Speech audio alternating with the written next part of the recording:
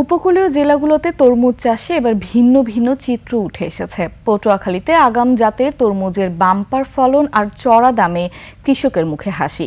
তবে উল্টো চিত্র বরগুনা ও ঝালকাঠিতে।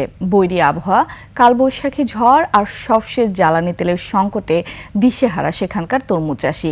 প্রতিনিধিদের সহায়তায় বিস্তারিত জানাচ্ছেন ইউসুফ হাসান নাইম। শিয়া বাটার ও ভিটামিন সমৃদ্ধ লিলি বিউটি সোপ, তারুণ্যময় উজ্জ্বল ত্বকের জন্য। বিস্তীর্ণ জমি জুড়ে তরমুজের আবাদ। পটুয়াখালীর গলাচিপা, রাঙাবালি ও কলাপাড়ার দিগন্তজোড়া মাঠে বাম্পার ফলনের হাতছানি।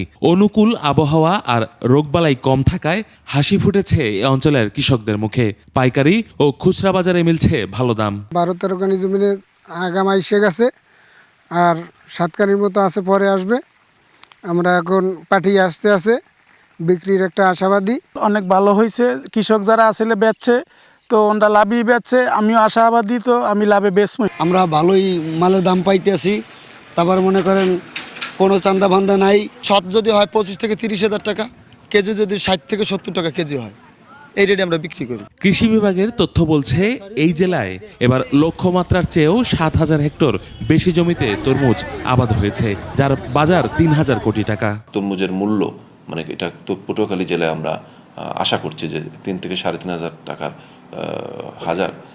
3 থেকে 3,500 কোটি টাকার তরমুজ পটুয়াখালী জেলা থেকে উৎপাদিত হবে। তবে বিপরীত চিত্র পাশের জেলা বরগুনা ও ঝালকাঠিতে। বরগুনায় এবার গত মৌসুমের চেয়ে প্রায় 1,000 হেক্টর বেশি জমিতে তরমুজের আবাদ হয়। তবে কৃষকের কপালে এখন দুশ্চিন্তার ভাঁজ। কালবৈশাখী ও বৃষ্টির পানিতে পচে নষ্ট হচ্ছে তরমুজ। তার উপর আপদ হিসেবে দেখা দিয়েছে জ্বালানি তেল ও পরিবহন সংকট। পতঙ্গা তরমুজ পচে দিতে আছে, কৃষক মানুষ কানতে আছে। ব্যাপক পরিমাণে ক্ষতি হইতে আছে, যে তরমুজগুলো নিচ থেকে পচা ধরছে। আমরা যে তরমুজগুলো বিক্রি করব, এক গাড়ি পাচ্ছি না, দ্বিতীয় আমাদের ক্রেতা বলতে নাই। একই চিত্র ঝালকাঠির রাজাপুর ও নলসিটির চলাঞ্চলেও। আবাদের শুরুতে সার ও ওষুধের সংকট কাটিয়ে উঠলেও এখন ডিজেল সংকটে সেচ দেয়া নিয়ে বিপাকে কৃষকরা। পানি ফুনি দিতে পারি না, তেল তুলা পাই না, এত আমাদের পিছনে আছি। এখানে যা আইসি এখনো পানি কেজি দিলে ফলটা টিকবে, যদি মেঘ বৃষ্টি না হয়। আমাদের সমস্যা হয়েছে যখন এই সময় বগর পানি দিতে পারতেছি না। পানি দিতে হলে তো তেলের প্রয়োজন, কিন্তু আমরা তেলটা ঠিক মতন পাইতেছি না। কৃষকের দাবি সরকার যেন এই প্রাকৃতিক ও কৃত্রিম সংকটে তাদের পাশে দাঁড়ায়। ইউসুফ হাসান নাইম, 21 টেলিভিশন।